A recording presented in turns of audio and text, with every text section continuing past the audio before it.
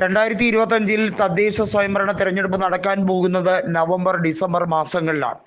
തദ്ദേശ സ്വയംഭരണ തെരഞ്ഞെടുപ്പിൽ ഇടതുപക്ഷത്തിനുള്ളിൽ കെട്ടുറപ്പില്ലായ്മ അതിരൂക്ഷമാണ്. CPI കൃത്യമായി ഇടതുപക്ഷ നീക്കങ്ങളെ പലതിനെയും വിമർശിക്കുകയാണ്. CPIM ഒറ്റയ്ക്ക് തീരുമാനമെടുക്കുകയാണെന്നും സഖ്യകക്ഷികളായ തങ്ങളെ കാര്യമായി പരിഗണിക്കുന്നില്ല. അത് തെരഞ്ഞെടുപ്പിൽ മാത്രം പരിഗണിക്കേണ്ട ഒരു കാര്യമല്ല.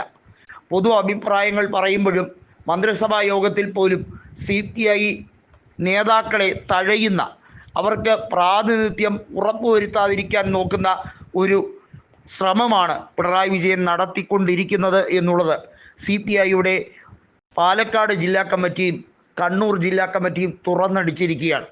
ഇതിന് പിന്നാലെ ഇപ്പോൾ തൃശ്ശൂർ ജില്ലാ കമ്മിറ്റിയും അത്തരം ഒരു നീക്കത്തിലേക്ക് വരികയാണ്.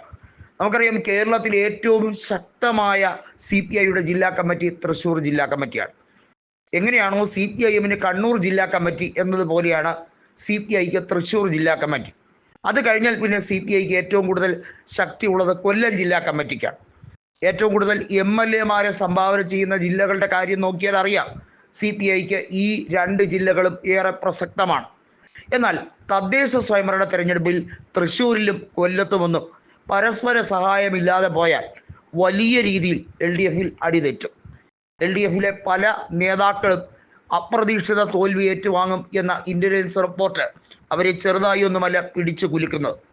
CPI നേതാക്കളുമായി ഒരു തുറന്ന ചർച്ചയ്ക്ക് CPIM ഇനിയും മുതിർന്നില്ലെങ്കിൽ, ആ ഈഗോ മനസ്സിൽ നിന്ന് കളഞ്ഞുകൊണ്ട് ഒരു അനുരഞ്ജനത്തിന് നീങ്ങിയില്ല എന്നുണ്ടെങ്കിൽ വലിയ വില കൊടുക്കേണ്ടി വരും തദ്ദേശ സ്വയംഭരണ തെരഞ്ഞെടുപ്പിൽ എന്നത് വ്യക്തമാണ്. മൂന്നാമതൊരു തുടർഭരണം അതിമോഹമായി കൊണ്ടു നടക്കുകയാണ് പിണറായി വിജയൻ.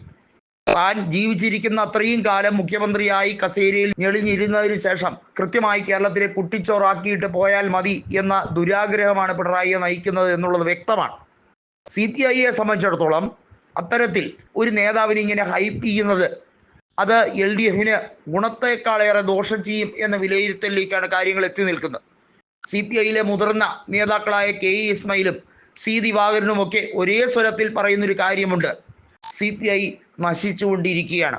ബിനോയ് വിശ്വം പിണറായി വിജയൻ്റെ അടിമയായി മാറിക്കഴിഞ്ഞിരിക്കുന്നു.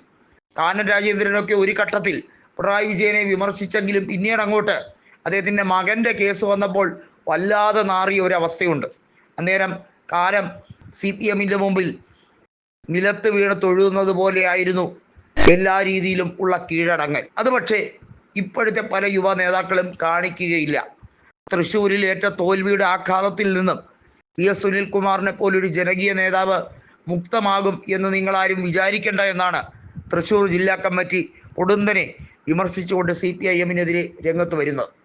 കൊല്ലം ജില്ലാ കമ്മിറ്റിയും തൃശ്ശൂർ ജില്ലാ കമ്മിറ്റിയും എടുക്കുന്ന തീരുമാനം പോലെ ഇരിക്കും LDFിൻ്റെ തദ്ദേശ സ്വയംഭരണ തെരഞ്ഞെടുപ്പിലെ ഭാവി.